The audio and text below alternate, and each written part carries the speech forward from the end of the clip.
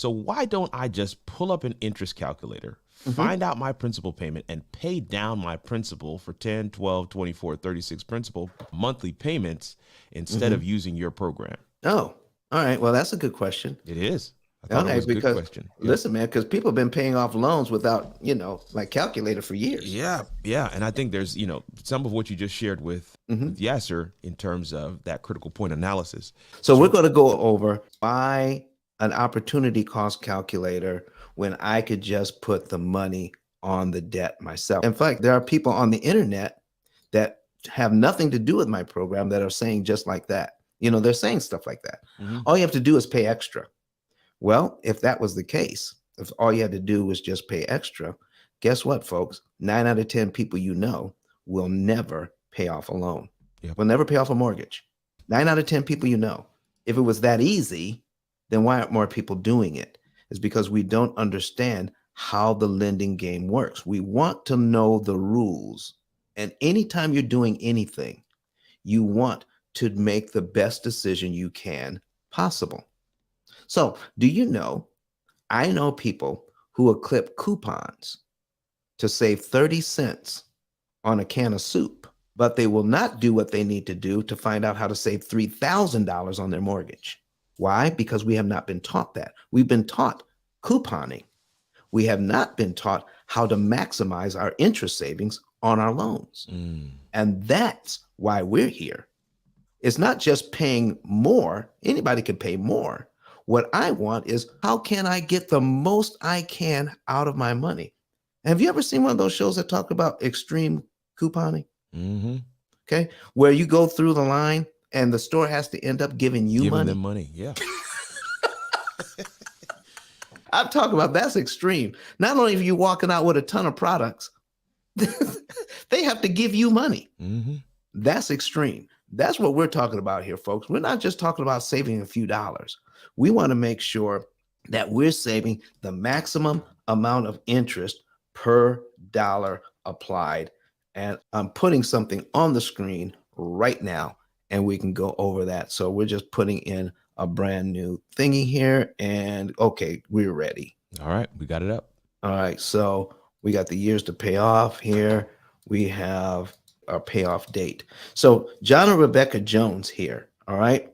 On the screen, they have a total of $227,000 in debt. 227,000.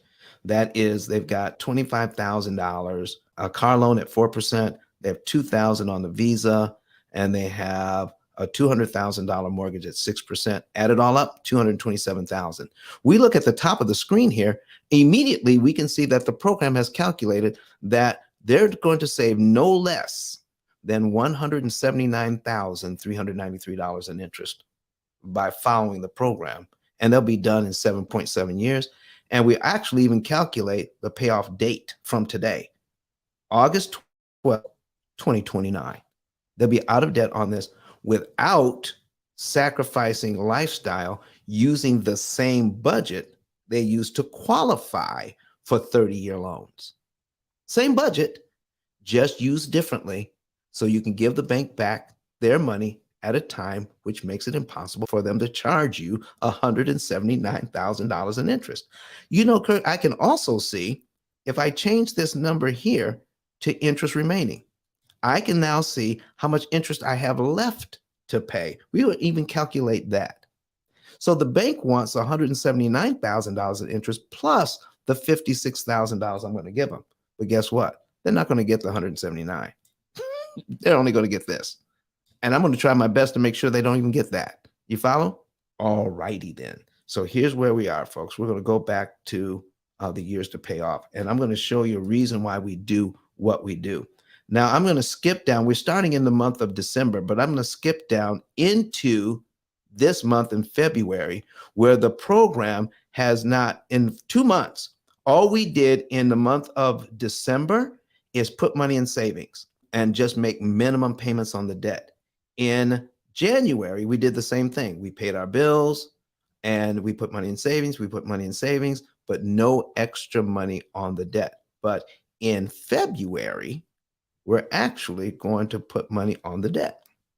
Okay. So we're going to pay off the Visa in one lump sum. And when we pay off the Visa, we're going to save $1,736.34 in interest we don't have to pay. In other words, if we pay this Visa down by the $2,000 that we owe and we make minimum payments, we would also have to give Visa $1,736.34 in interest. But because we paid it off, we don't have to give them that money. All right, that's good. So let's go back down to February and we'll look at, oh, the mortgage payment is due on the 1st, but the calculator says, don't put the extra money that you have on the 1st, wait 5 days and give it to the bank. Then make your mortgage payment.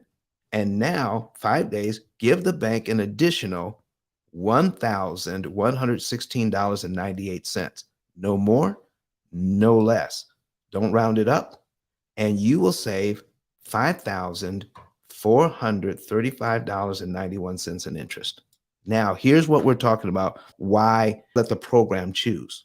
All right. So I think most people understand the debt snowball theory, where if I pay off this credit card, okay, if I pay off this credit card, my minimum payment was $50.88. So by understanding debt snowball theory, if we pay off the credit card, now we take the $50.88 that we're no longer paying for the credit card because it's paid off, and we pay that on the next smallest loan along with all of our extra money and apply it to the next loan, which according to debt snowball theory would be the car loan. The next smallest, right?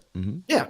So now this is a 5-year note, but by following the program here, and if we were to choose this car loan, we could actually pay this car loan off in 2 years instead of 5.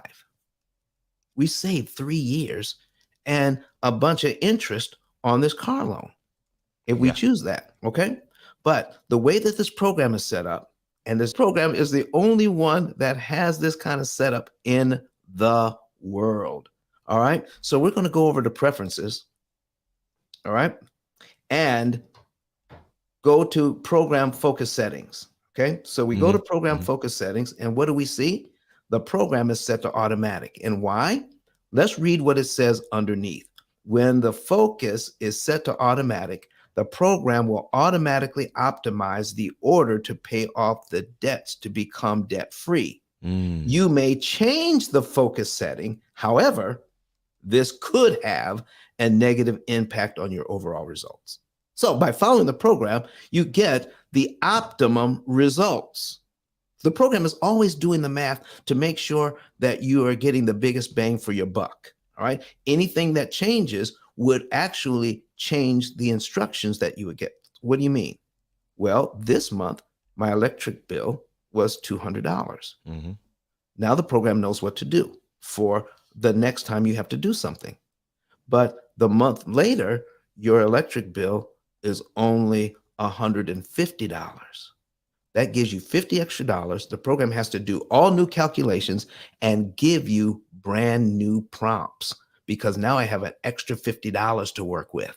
When put into the algorithm, that changes everything that the program must do to make sure that when you get a prompt to put money on debt, now you're still saving the maximum amount of interest per dollar because you have an extra $50. So anytime there's a change in your budget, the program has to recalculate each and every time to give you the best results. You're a smart guy, man. Do you have time to do that? No, not at all.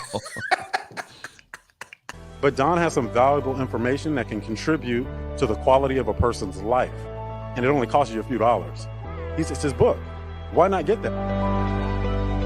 I'm going to go through the P.I.L.L method myself with some of my investment properties. So I'm going to link up with Don, and then I'm going to sit down with him, show him my investment portfolio, and see how I can eliminate interest.